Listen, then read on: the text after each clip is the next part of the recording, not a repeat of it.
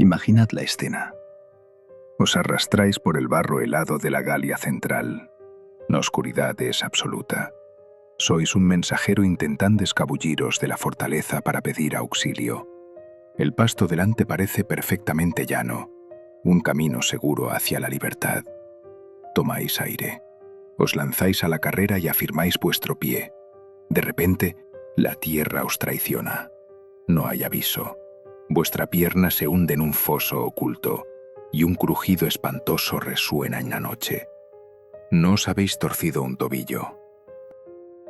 Habéis caído en una flor de lis, una pesadilla de ingeniería romana donde una estaca de roble endurecida al fuego se esconde en un agujero con forma de embudo, diseñado específicamente para destrozar la espinilla de cualquiera lo suficientemente necio como para correr. El dolor explota en vuestra pierna, cegador y total. Actuáis por instinto e intentáis liberaros, pero la forma de garfio del foso solo aprisiona vuestra extremidad rota con más fuerza. Estáis atrapados, indefensos. Y entonces, desde la penumbra a 50 yardas de distancia, oís la respiración calmada y rítmica de una centuria romana. No necesita luchar contra vosotros. El terreno ya os ha vencido. Esta es la aterradora realidad del asedio de Alesia. No es una batalla de espadas y escudos. Es una matanza a base de palas y inanición. Antes de que analicemos el brutal genio detrás de estas trampas, si disfrutáis descubriendo las realidades tácticas más oscuras de la historia, por favor, dadle a me gusta y suscribíos, y dejad un comentario abajo. ¿Creéis que la ingeniería o el coraje ganan las guerras? Leo todas las respuestas y tengo curiosidad por saber vuestra opinión. En el año 52 a.C., Julio César se encontró ante lo imposible. Estaba en territorio enemigo, superado en número, y su carrera pendía de un hilo. Enfrentándose a él estaba Vercingétorix, el rey de los galos, un líder que finalmente había unido a las tribus y ahora se sentaba seguro en la cima de la masiva meseta de Alesia con 80.000 guerreros. Vercingétorix tenía la altura, los suministros y los números. Esperaba que César lanzara un asalto desesperado y sangriento por las laderas, una misión suicida que pondría fin a la ambición romana en la Galia para siempre. Pero César no atacó.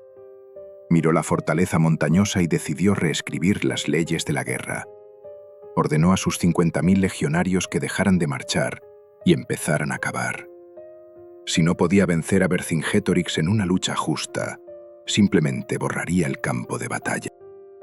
Los romanos iniciaron un proyecto de construcción de proporciones maníacas, rodeando toda la colina con un anillo de fortificaciones de 11 metros. Pero no eran solo muros, eran una compleja zona de muerte de trincheras, ríos desviados y esas horribles trampas ocultas. César no estaba construyendo una valla. Estaba construyendo una máquina para pulverizar el espíritu galo hasta convertirlo en polvo. Vercingétorix, observando desde los muros, se dio cuenta de la trampa demasiado tarde. Vio el lazo romano apretándose y jugó su última carta. Antes de que el círculo se cerrara por completo, lanzó su caballería a través de un punto débil en las líneas. Su misión no era luchar, sino huir. Cabalgar hasta los confines de la Galia y convocar un enorme ejército de socorro. Una fuerza de más de 250.000 de hombres para aplastar a César por la espalda. César los vio escapar. Sabía que el tiempo corría. Sabía que una marea de enemigos venía a aniquilarlo. La mayoría de los comandantes se habrían retirado. César, en cambio, hizo algo demencial. Ordenó a sus hombres construir un segundo muro, esta vez mirando hacia afuera. Los romanos se estaban atrapando efectivamente dentro de un donut de fortificaciones, esperando ser atacados por 80.000 hombres desesperados desde dentro y 250.000 guerreros furiosos desde fuera. El cazador se había convertido voluntariamente en presa. Para comprender la magnitud del desastre que se desarrollaba en Alesia, primero debemos entender al hombre que estaba sobre las murallas. Vercingetorix era una anomalía en el caótico panorama tribal de la Galia. Antes de él, las tribus galas eran sus peores enemigas, peleando constantemente, saqueándose mutuamente y vendiendo a sus vecinos a Roma por un puñado de monedas de plata. Vercingetorix cambió la ecuación. Era un noble de la tribu arverna y poseía una rara combinación de carisma político y disciplina militar despiadada. Forjó una coalición a sangre y fuego, disciplinando famosamente a los jefes vacilantes, cortándoles las orejas o sacándoles los ojos. Exigió unidad absoluta porque sabía exactamente lo que les esperaba. Para el año 52 a.C., las guerras gálicas se habían prolongado durante 6 brutales años. La máquina romana parecía imparable. Pero pocos meses antes de Alesia, sucedió algo sin precedentes. La máquina se rompió. La visión era Gergovia, otra fortaleza en lo alto de una colina, muy parecida a Alesia. Allí, César había intentado aplastar la rebelión con su táctica habitual, la agresión. Intentó asaltar las alturas. Asumió que los bárbaros se destrozarían bajo la disciplina de las legiones. Se equivocó. Vercingetorix usó la altura de manera efectiva, atrapando a los romanos y lanzando contraataques que sumieron a las legiones en la confusión. Por primera vez, el invencible Julio César fue derrotado. Perdió casi 700 hombres, incluyendo 46 centuriones, la columna vertebral de su ejército. Los romanos se vieron obligados a retirarse en desgracia.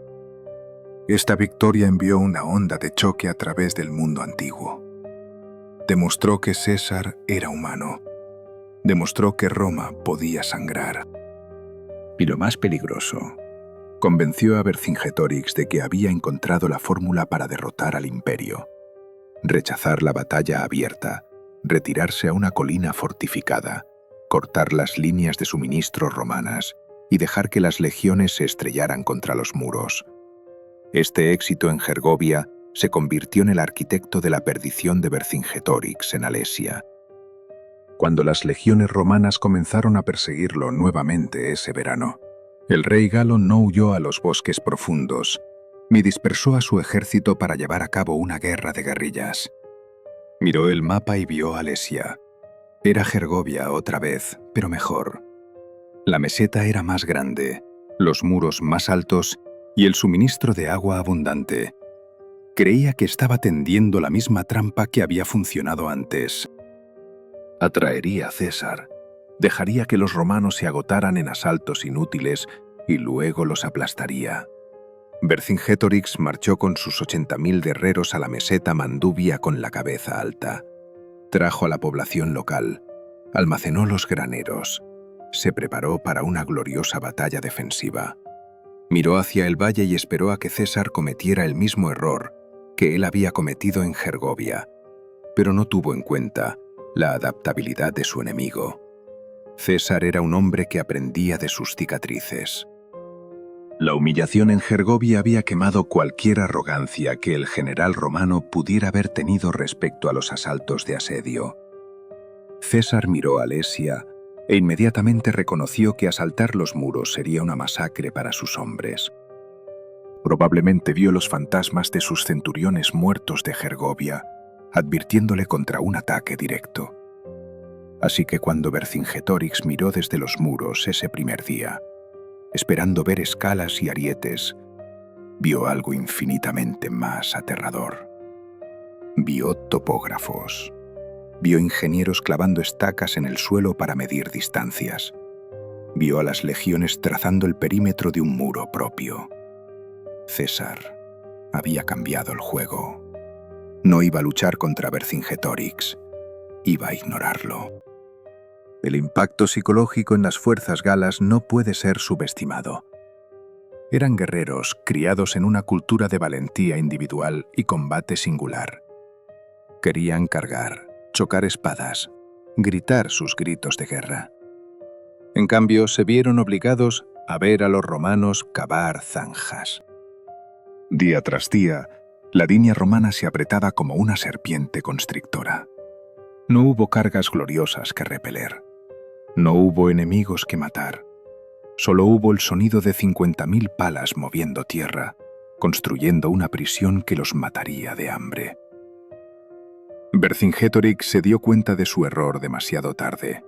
La estrategia que ganó en Gergovia era inútil aquí, porque César se negó a jugar su parte en el guión. El rey de los galos se había encerrado en una jaula, entregó la llave a su enemigo y lo desafió a una pelea. César simplemente cerró la puerta y se alejó para construir un muro. La trampa en Gergovia se basó en la agresión romana. La trampa en Alesia se basó en la paciencia romana, y César, con su carrera en juego, tenía toda la paciencia del mundo. La orden desciende por la línea. 50.000 escudos se apilan. 50.000 estacas se clavan en la tierra. En su lugar, las legiones desenvainan sus dolabra, el pesado pico matuk, que es tanto un símbolo del poder romano como el estandarte del águila. Las tácticas aquí son despiadadas en su simplicidad. Si no puedes matar al enemigo con acero, lo entierras con tierra. El trabajo comienza con una velocidad que desafía la creencia. Estos hombres no son solo soldados, son los mejores equipos de construcción del mundo antiguo. En cuestión de horas, el suelo del Valle Verde es desgarrado. La primera incisión es una trinchera masiva, de 20 pies de ancho, cavada específicamente en la base de la colina. César ordena que las paredes de esta trinchera sean verticales, no inclinadas. Quiero una trampa para tanques, una caída abrupta diseñada para destrozar las patas de cualquier caballo que intente saltarla. Esta es la línea de detención, una barrera física para evitar que la caballería de Vercingetorix cargue contra los trabajadores romanos detrás de ella. Dentro de Alesia, el estado de ánimo cambia de burla a alarma. Vercingetorix ve la cicatriz marrón de las obras de tierra alargándose por horas. Sabe que no puede permitir que los romanos terminen este lazo. Ordena a su caballería, la nobleza de élite de las tribus galas, que se prepare. Truenan por las laderas, apuntando a masacrar a los legionarios mientras están hasta la cintura en el barro. Esta es la primera verdadera prueba del asedio. Un combate caótico y arremolinado estalla en el espacio entre la colina y las trincheras. Los trabajadores romanos dejan sus palas, agarran sus escudos y forman densos nudos defensivos. Pero César lo ha anticipado. Desata su propio arma secreta, la caballería germánica. Son mercenarios contratados de toda el Rin, salvajes jinetes que cabalgan junto a las legiones. Se estrellan contra la carga gala con ferocidad. La escaramuza es sangrienta y desesperada, librada a la sombra de los muros que se levantan. Los galos son rechazados, dejando sus muertos en las mismas zanjas que los romanos están cavando. Pero la incursión revela una verdad aterradora a Vercingetorix. La línea romana se está solidificando. Una vez que el muro principal esté terminado, su caballería, sus unidades más rápidas, serán inútiles. Quedarán atrapados dentro, comiendo alimentos que su infantería necesita. Toma una decisión fatídica. Bajo el manto de una noche sin luna, antes de que el anillo romano se cierre por completo, Vercingetorix ordena a toda su fuerza de caballería que rompa. Es una apuesta de altísimo riesgo. Miles de jinetes se abren camino silenciosamente a través de una brecha en las líneas romanas inacabadas. Se deslizan más allá de las centurias durmientes y galopan en la oscuridad. Sus órdenes son simples. Cabalguen. Cabalguen a todas las tribus de la Galia. Díganles que su rey está atrapado. Díganles que traigan a todos los hombres válidos que puedan empuñar una lanza. Regresen y aplasten a César. César despierta con la noticia al amanecer. Los pájaros han volado. Mira las huellas que salen de Alesia e inmediatamente comprende las implicaciones. El reloj ha comenzado. La legión romana ya no solo está asediando una ciudad, ahora son el objetivo de una operación de rescate masiva. Los cazadores están a punto de ser cazados. La mayoría de los comandantes entrarían en pánico. Verían la vulnerabilidad de su posición, expuestos en campo abierto, esperando que lleguen 250.000 galos furiosos. César no entra en pánico. Llama a sus ingenieros. Señala los campos vacíos detrás de su ejército, lejos de Alesia. Los hemos amurallado, podría haber dicho. Ahora debemos amurallarlos hacia afuera. El plan se amplía. Las legiones no dejarán de cavar. Construirán una segunda línea de fortificaciones mirando hacia afuera, creando un masivo donut fortificado. El ejército vivirá, dormirá y luchará en la estrecha franja entre estos dos muros. Es una locura táctica, una hazaña de arrogancia de ingeniería que no tiene paralelo en la historia. Los soldados gimen, con las manos ampolladas, la espalda dolorida, pero cavan. Saben que cuando llegue el ejército de socorro, estos muros serán lo único que se interpondrá entre ellos y la aniquilación. La jaula se ha cerrado, pero ahora César debe reforzar los barrotes antes de que llegue la tormenta. Demos un paseo por la zona de matanza. Si fueras un guerrero galo intentando atacar las líneas romanas, no te estrellarías contra un muro. Tendrías que navegar por un curso de obstáculos de muerte meticulosamente diseñado. Esta es la contravalación, el anido interior que mira a los enetenses y sigue siendo uno de los ejemplos más brutales de ingeniería militar jamás concebidos. Primero, te enfrentas a las trincheras, no solo a una, sino a dos zanjas paralelas, cada una de 15 pies de ancho y de la misma profundidad. La interior está llena de agua desviada de los ríos locales, creando un foso estancado y fangoso. Si logras nadar a través de él, te enfrentas al propio terraplén, un muro de 12 pies de altura de tierra apisonada, coronado con una empalizada y almenas. Pero el muro no es solo madera y tierra. Está repleto de balum, estacas de madera afiladas que sobresalen horizontalmente para evitar que alguien trepe. Cada 80 pies, una torre de madera de 3 pisos se cierne sobre ti, tripulada por arqueros y tripulaciones de artillería de escorpión.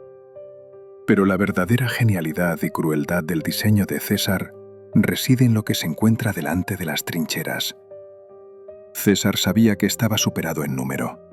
No podía guarnecer cada centímetro del muro en todo momento.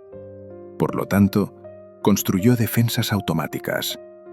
Convirtió el paisaje en un campo de minas que no necesitaba pólvora. Más cerca del muro, encontramos los chipi. Son enormes troncos de árboles enterrados profundamente en el suelo, con sus pesadas ramas afiladas en punta y entrelazadas.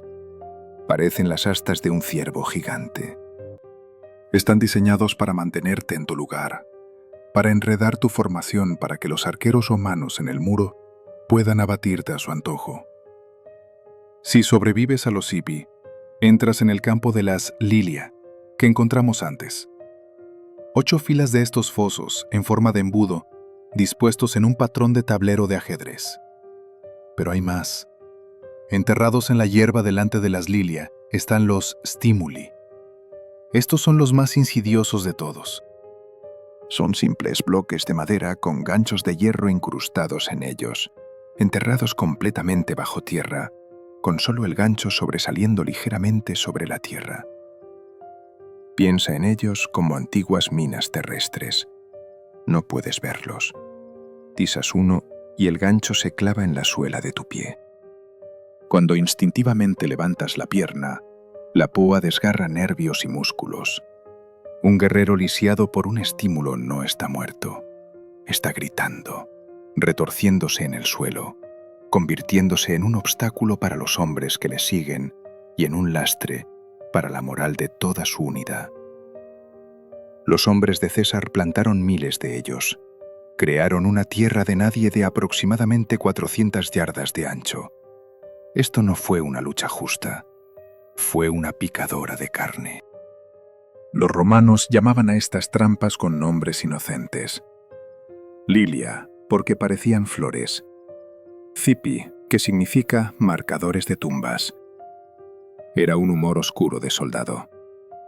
Dentro de las fortificaciones, los legionarios trabajaban con la precisión de relojeros. No solo cavaban, estaban fabricando un paisaje de terror. Cada estaca estaba afilada hasta el punto de aguja y endurecida al fuego para evitar la putrefacción y aumentar la dureza. Cada trinchera estaba medida perfectamente. Movieron millones de pies cúbicos de tierra, no con maquinaria, sino con cestas y músculos alimentados por vinagre, agua y grano. Para los galos que observaban desde las alturas, el impacto psicológico fue devastador. Vieron su tierra sagrada mutilada, vuelta contra ellos. Se dieron cuenta de que para llegar a los romanos, tendrían que vadear un mar de cuchillas ocultas. César les había dicho efectivamente: «Venid a buscarme, pero sangraréis antes de siquiera ver el blanco de mis ojos». Para cuando se completó el segundo muro, la circunvalación, mirando hacia afuera, los romanos habían construido un total de casi 25 millas de fortificaciones. Se habían encerrado en una fortaleza de su propia creación. El escenario estaba preparado. La máquina estaba construida. Ahora solo faltaba alimentarla. Mientras el muro interior sofocaba a Vercingetorix, una nueva amenaza crecía en el horizonte. La caballería gala había cumplido su misión. El llamado a las armas se había extendido como la pólvora por los bosques de la Galia. Desde las costas brumosas de Armórica hasta las montañas de los Alvernos, tribus que habían sido rivales durante siglos dejaron de lado sus rencillas de sangre. Se unieron para un único propósito: aplastar al invasor romano. Un enorme ejército de socorro, estimado por César en 250.000 de hombres, aunque los historiadores modernos sugieren que un todavía asombroso número de 100.000 hombres inició la marcha hacia Alesia. César estaba ahora en una carrera contra la Císica. Tenía que terminar un segundo muro antes de que esta marea rompiera contra su retaguardia. Esta era la circunvalación. Si el muro interior era una prisión, el muro exterior era una fortaleza. Se extendía a 14 millas, abarcando toda la operación romana.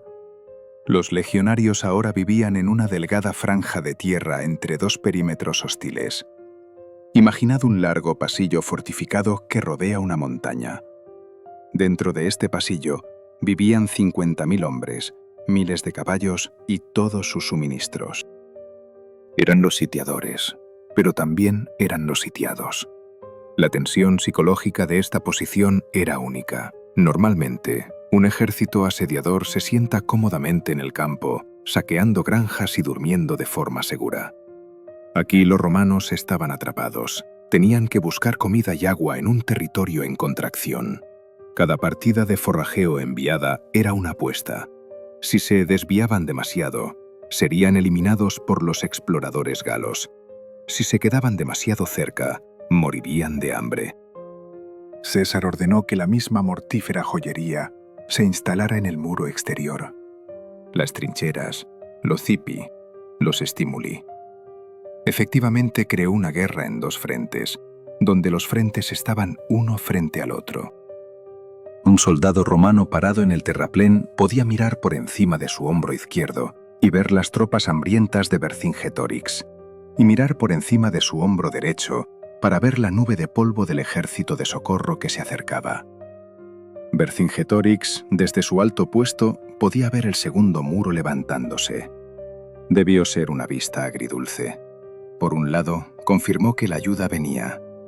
¿Por qué más construiría César eso? Por otro lado, significaba que el ejército de socorro no solo marcharía hacia una batalla, marcharía hacia una picadora de carne. El rey de los galos esperaba un ataque de martillo y yunque, aplastando a los romanos contra su colina. En cambio, César había construido un escudo que miraba en ambas direcciones. Dentro del campamento romano, la disciplina se convirtió en la única religión. Marco Antonio y Cayo Trebonio, los lugartenientes de César, recorrieron las líneas, comprobando las defensas. Sabían que una vez que comenzara el ataque, no habría refuerzos. No había Roma a la que pedir ayuda. Si el muro exterior era violado, serían masacrados. Si el muro interior era violado, serían masacrados. La genialidad de la circunvalación no estaba solo en su altura o grosor, sino en su negación del impulso. El ejército de socorro galo entrante estaría cansado de la marcha. Tendrían que cruzar la zona de muerte bajo fuego, violar el muro y luego luchar contra legionarios romanos frescos. E incluso si lograban atravesarlo, se encontrarían en una caja de muerte, atrapados entre los dos muros. A medida que los días se convirtieron en semanas, el silencio se hizo pesado. El ruido de la construcción se desvaneció. Los muros estaban terminados. Las trampas estaban preparadas. El ejército romano esperaba en su donut fortificado, escuchando el viento, revisando sus estacas y vigilando el horizonte. Eran 50.000 hombres solos en una nación hostil, encerrados en madera y tierra, esperando que el mundo terminara. Dentro de los muros de Alesia, el enemigo ya no eran los romanos. Era el tiempo. Vercingetorix había calculado sus suministros para 30 días. Habían pasado 30 días. El ejército de socorro no estaba a la vista. Los hilos de grano estaban vacíos. El ganado había sido sacrificado. El pánico comenzó a reemplazar la disciplina. El consejo galo se reunió en un ambiente sombrío. Algunos jefes sugirieron la rendición. Otros, como el noble arverno Crionatis, propusieron una solución horrible: el canibalismo. Argumentó que deberían comerse a los demasiado viejos o débiles para luchar, para sustentar a los guerreros. ¿Por qué no?, podría haber preguntado. Estamos luchando por la libertad. Vercingetorix rechazó el canibalismo, pero su alternativa no era mucho más humana. Decidió depurar la urbe de bocas superfluas.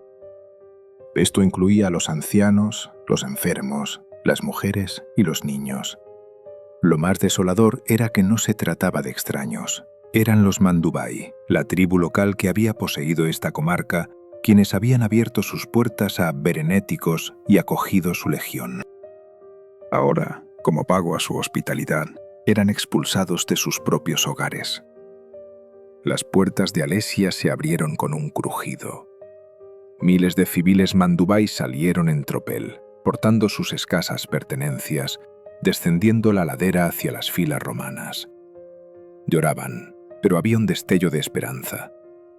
Confiaban en que César, representante de la civilizada Roma, se apiadaría de ellos. Esperaban ser tomados como esclavos, un destino terrible, pero preferible a la inanición. Como mínimo, creían que les permitiría cruzar las líneas hacia el campo. Llegaron a las trincheras romanas y alzaron la vista hacia los legionarios en los terraplenes. Rogaron por pan. Rogaron por ser esclavos. César observó desde sus fortificaciones. Su decisión fue instantánea y gélida. No dirigía una obra benéfica. Dirigía un asedio.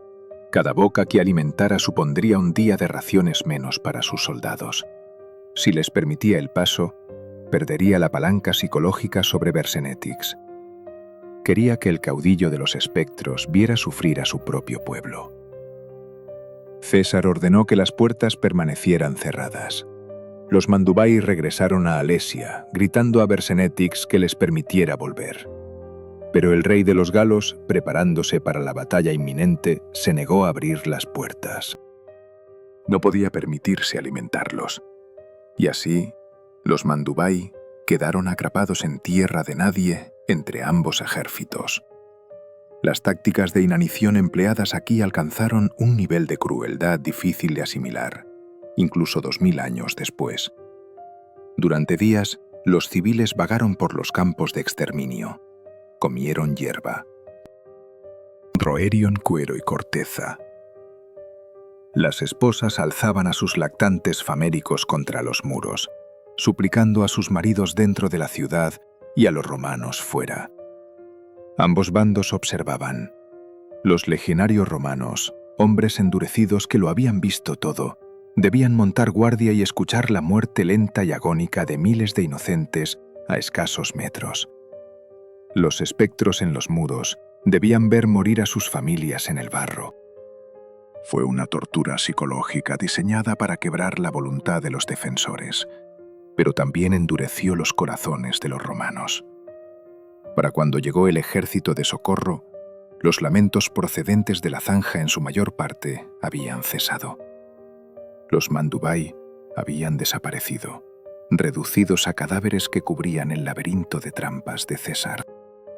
Esta muerte masiva sirvió como un espeluznante preludio a la batalla final. Eliminó cualquier ilusión de honor. Ya no quedaba caballería en Alesia. Solo quedaba el crudo imperativo biológico de sobrevivir a cualquier precio. El silencio de los muertos fue finalmente roto, no por gritos, sino por el estruendo de la tierra. En el horizonte, los estandartes del ejército de socorro aparecieron finalmente. La caballería llegó primero, seguida por un mar de infantería. El muro exterior estaba a punto de ser puesto a prueba. Los hambrientos hombres dentro de Alesia oyeron el alboroto y agarraron sus armas con manos temblorosas. La espera había terminado. El apocalipsis había llegado. El horizonte no solo se desplazó, sino que cobró vida.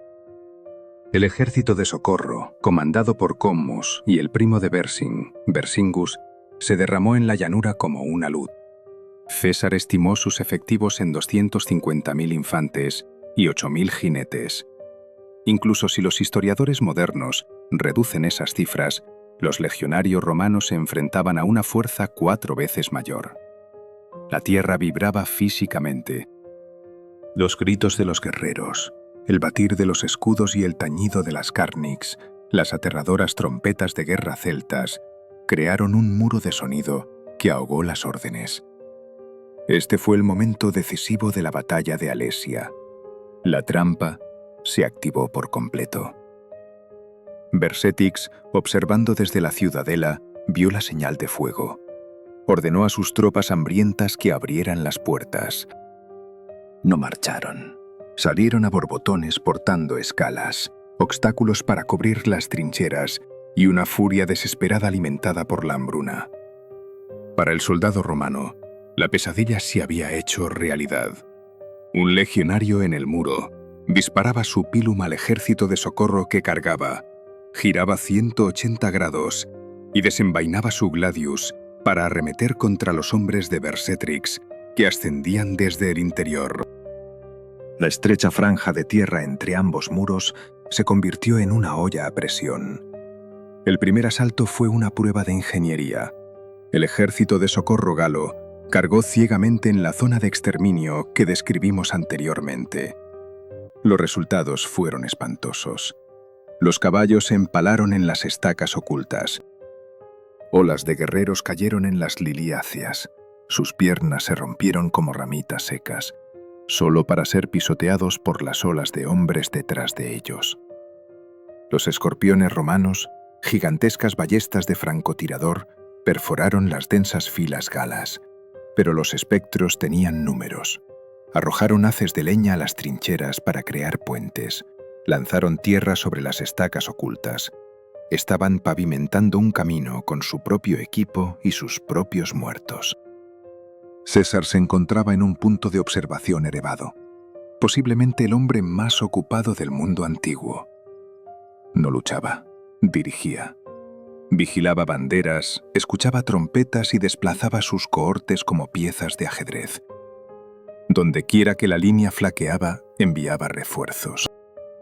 Las guerras galas habían producido un ejército capaz de moverse con fluidez, incluso en el caos total.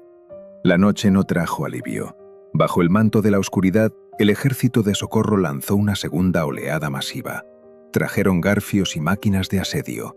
Los romanos, incapaces de ver al enemigo, arrojaron sus pesados pilums ciegamente hacia la oscuridad, apuntando al rugido de la multitud.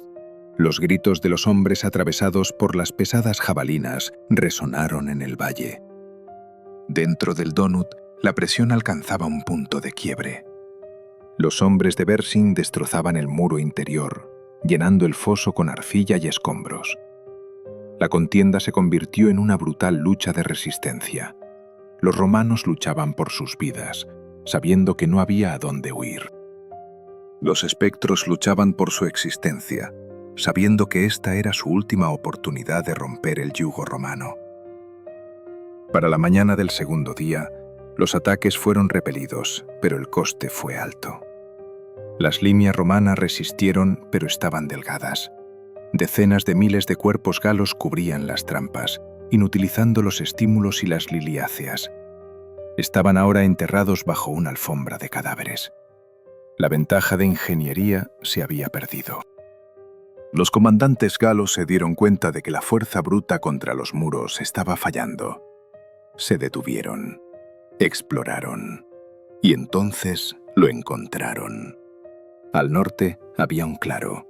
Las líneas romanas no podían rodear por completo una colina escarpada llamada Monte Ría. Debido al terreno accidentado, el muro allí estaba a menor altura, vulnerable y custodiado por solo 2 legiones.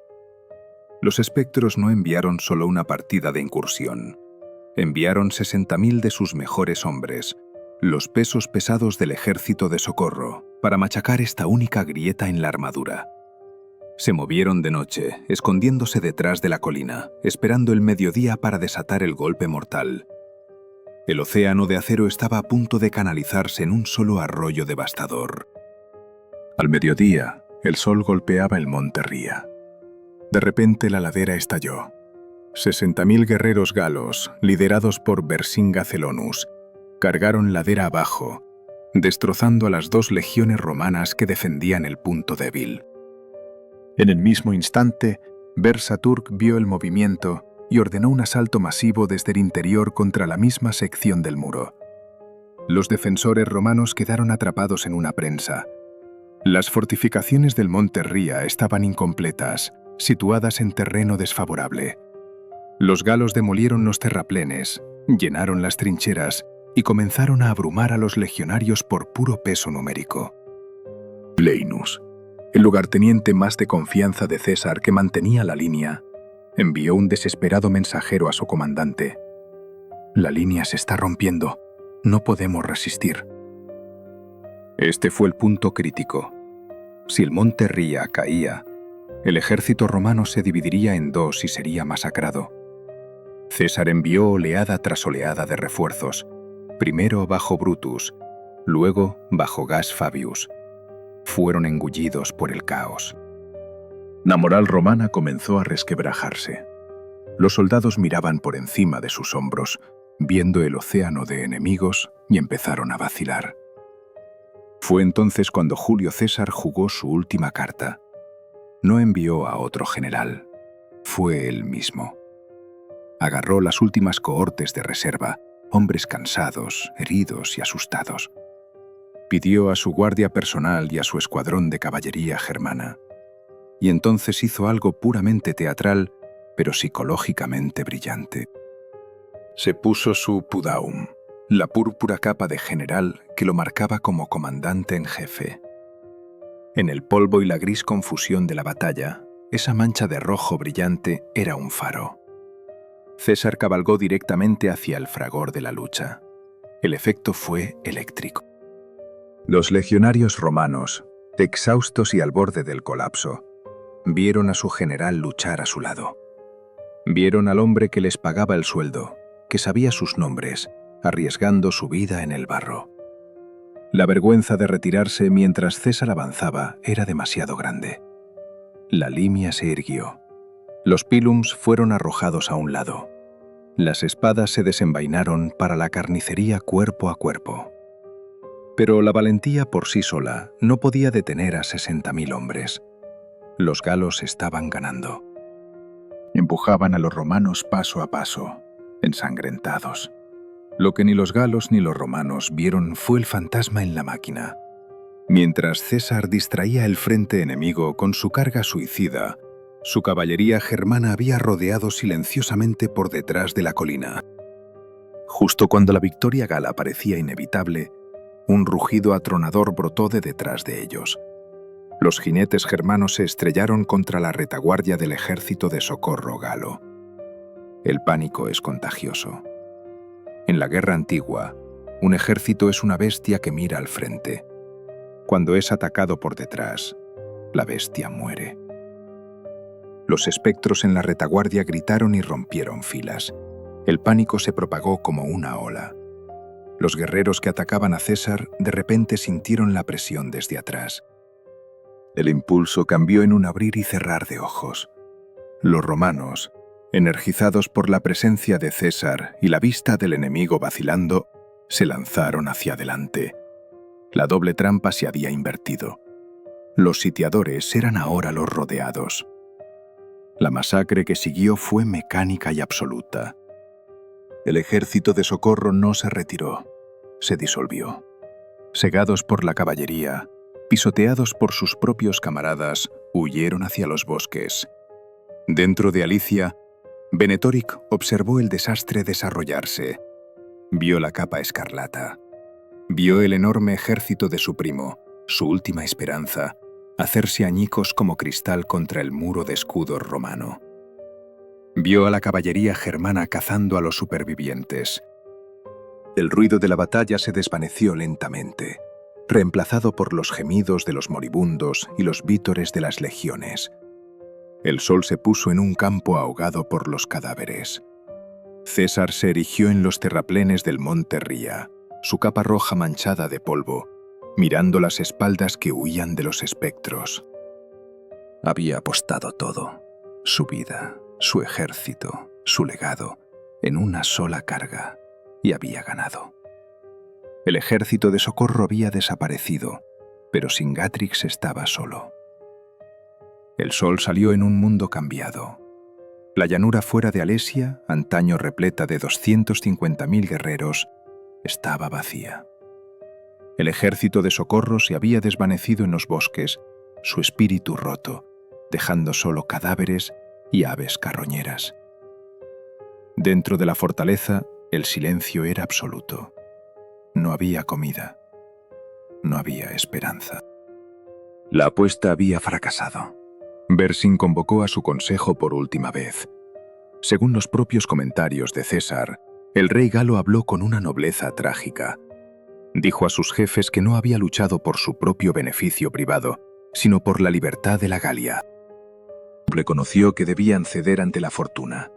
Les ofreció una elección: matarlo para aplacar a los romanos o entregarlo vivo. Eligieron lo último. Enviaron embajadores a César para pedir condiciones. La respuesta de César fue breve y brutal: entregad vuestras armas. Sacad a vuestros líderes. Instaló su asiento del tribunal en las fortificaciones, probablemente entre los dos muros que habían estrangulado la rebelión. Se sentó allí, no de pie para recibir a un igual, sino sentado como un juez esperando a un criminal. Lo que siguió es una escena que ha sido pintada, esculpida y dramatizada durante 2000 años. Las puertas de Alesia se abrieron. Vercetix salió solo. No vino como un mendigo, vino como un rey. Llevaba su mejor armadura, de plata y bronce, reluciente al sol. Su caballo estaba perfectamente cuidado. Cabalgó ladera abajo a través de las líneas romanas y se aproximó al tribunal. Historiadores como Plutarco describen un extraño momento ritual. Vercetix no desmontó inmediatamente. Cabalgó su caballo en círculo alrededor de la silla de César.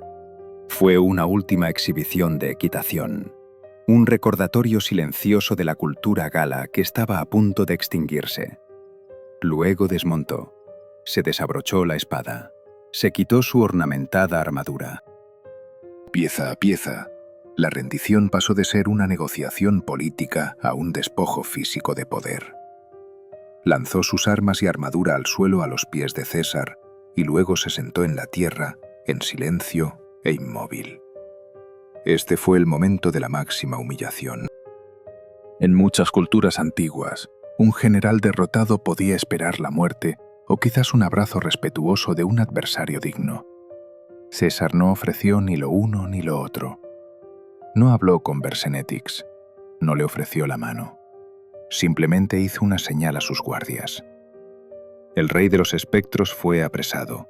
encadenado como un vulgar ladrón y arrastrado. Para César, este fue el sello final de su conquista. Desfiló a su enemigo para mostrar al pueblo que la amenaza había desaparecido, que el bárbaro había sido domado. Pero una vez que el desfile llegó al final de su recorrido, cerca del templo de Júpiter Óptimo Máximo, la pompa terminó. La procesión giró a la derecha hacia el Capitolio. El Chingutrix fue conducido a la izquierda de vuelta al Tullianum. No hubo discursos, no hubo juicio. En la penumbra de la mazmorra, un verdugo estatal le colocó una grota alrededor del cuello al rey. Con un giro rápido y brutal, la resistencia de la Galia fue estrangulada. Su cuerpo probablemente fue arrojado por las escaleras para ser abusado por el público o arrojado al río Tíber. Fue un final poco ceremonioso para un hombre que casi había puesto a Roma de rodillas. Pero mientras Vercingetorix moría, su legado experimentó una extraña transformación. César tenía la intención de borrarlo, pero al escribir sobre él extensamente en sus comentarios para glorificar su propia victoria, César inmortalizó accidentalmente a su enemigo. Hizo de Vercing un oponente digno, para aumentar su propio prestigio, y al hacerlo, conservó el nombre del rey galo para la eternidad. El asedio de Alesia remodeló el mapa del mundo. La Galia se convirtió en una provincia leal. La aristocracia gala aprendió latín, vistió togas y construyó termas. En pocas generaciones, la distinta cultura celta fue absorbida por la maquinaria romana, creando el híbrido galo-romano que eventualmente daría luz a la Francia moderna.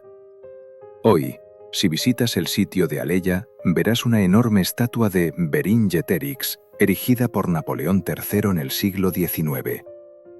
Se alza alta, apoyada en su escudo, contemplando el valle donde lo perdió todo. Ya no es un rebelde bárbaro, es el primer héroe nacional de Francia. En cuanto a César, Alicia fue su obra maestra. Demostró que la ingeniería militar romana y el pragmatismo despiadado podían superar cualquier adversidad. Le dio la riqueza, la lealtad de sus legiones y el peso político para derrocar la República. Pero hay una sombría ironía aquí. Apenas 2 años después de estrangular a Vingurix, el propio César sería masacrado por sus amigos en el suelo del Senado. El conquistador y el conquistado tuvieron destinos violentos similares, consumidos por el implacable molino de la historia. Así, al mirar hacia atrás a los muros concéntricos de Aleia, a las trampas ocultas y a los civiles hambrientos, nos queda una pregunta difícil. A menudo nos maravillamos de la genialidad de Roma, de sus caminos y acueductos. Pero Alicia nos recuerda que la civilización a menudo se construye sobre una base de huesos. Antes de irte, tengo una pregunta para que respondas en los comentarios. En esta historia, ¿fue Vercingetorix un héroe que condenó a su pueblo, luchando una guerra que no podía ganar? ¿O fue un mártir que demostró que la libertad vale cualquier precio? Estaré abajo debatiendo contigo. Si encontraste valor en esta inmersión profunda, por favor, suscríbete y toca la campana. Tenemos muchas más historias perdidas que descubrir. Hasta entonces, recuerda, la historia no son solo nombres y fechas, es el estudio de la supervivencia.